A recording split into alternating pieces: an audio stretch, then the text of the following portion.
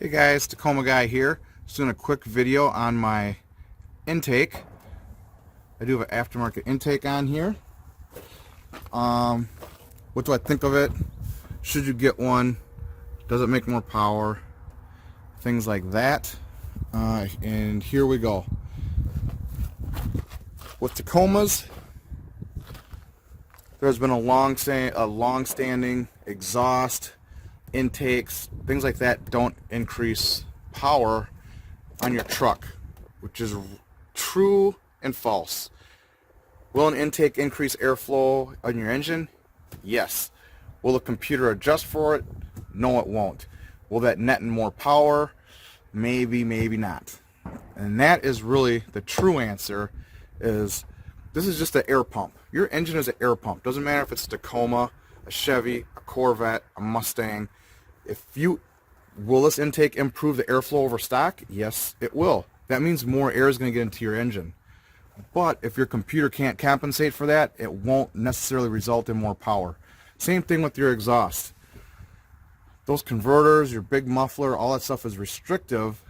So when you put better exhaust on it and it can breathe better, more air will be able to get through the engine. Just can your computer adjust for it or not? That is really the true answer. On any performance car, making almost any adjustment requires a tune. Toyota has their computer very specifically set for the exact configuration that it left the factory. You adjust anything, the Toyota computer doesn't know what's going on. It only knows the exact specifications that Toyota sent it out at. So you go to bigger tires, your transmission is not shifting in the right spot. Okay, your throttle and your transmission they're no longer in sync. Your engine's not in sync. Everything's off just a little bit. That's just going to a 32. Now you go to a 33, that's why your engine feels doggy.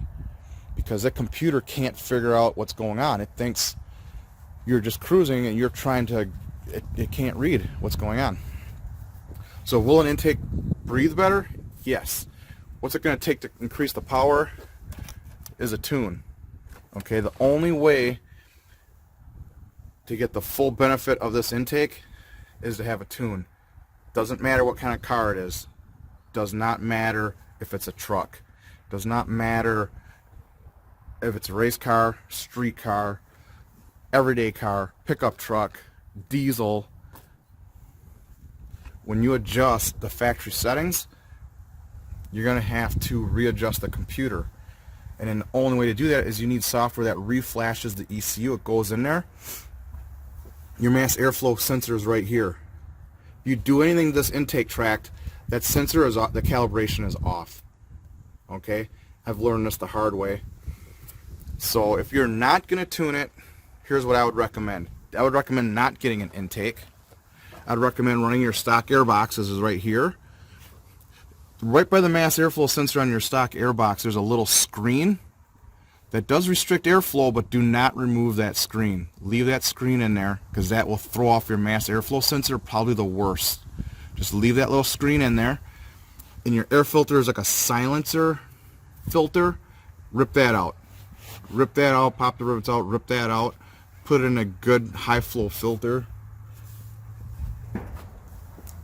And that would be good for your intake.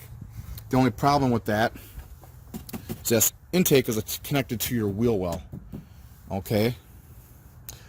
And you don't want that factory tube runs into here, which is cold air, which is if you're street driving is fine. If you're off-roading, rocks, dirt, sand, everything, this is like a vacuum cleaner. It'll suck up so much dirt that it'll plug your filter completely solid.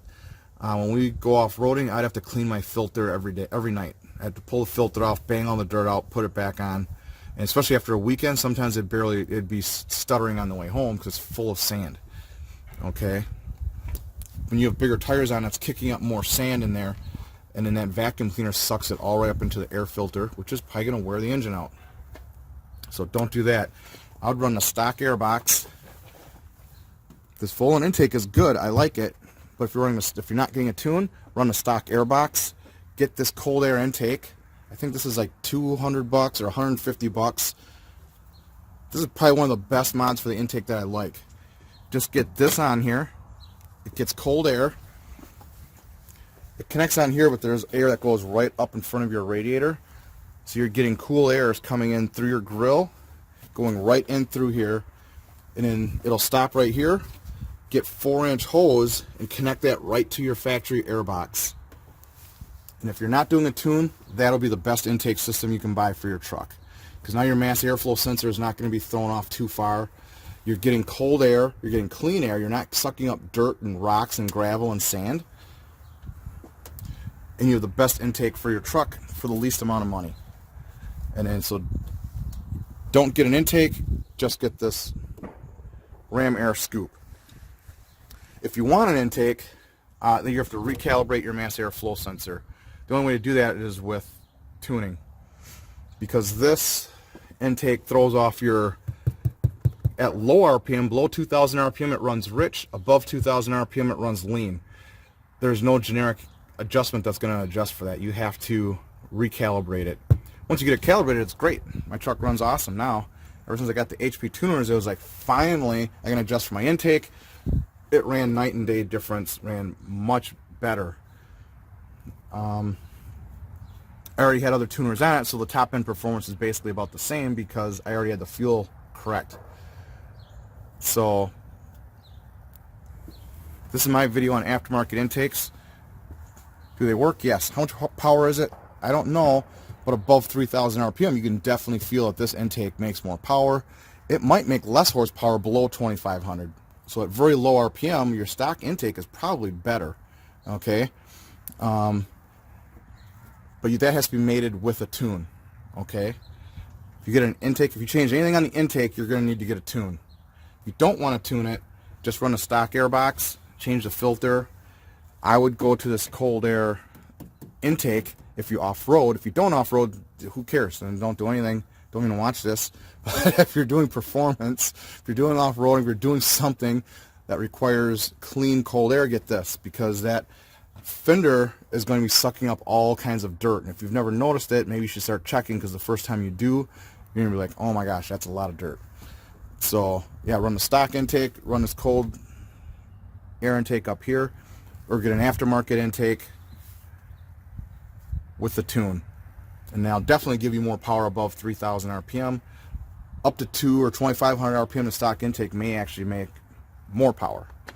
Okay, I haven't done dyno test, or it's more seat of the pants feel, but you can feel the stock intake is really responsive at low RPM. But when you put an aftermarket intake on, you can definitely feel that at 3,000 or higher, these aftermarket intakes really pull a lot harder. So for top end power, like if you're at the dunes where I go, this intake is much better, because you're at 3,000 to 4,000 RPM all the time, and that's much better, has a lot more power than the stock intake. But when you're just cruising at part throttle, which we do 90% of the time, the stock intake is going to feel probably more responsive. Can you tune the stock intake? Yes, you can. Even if you're going to run a stock intake with this cold air thing, you can still tune the engine, because you can still adjust for your timing, make sure your fuel's correct. Just because it runs better with the stock intake doesn't mean that that stock intake is perfectly mapped either. There could be some adjustment that's off a little bit, and you could fine tune it and even run even better. And then you adjust your cam timing, things like that. There's other things to adjust. So aftermarket intake, if you get a tune, if you don't get a tune, run the stock intake with a filter, and I recommend getting the cold air intake for off-roading so you have clean air. And that's my video on should I run an aftermarket intake on a Toyota. Thanks, bye.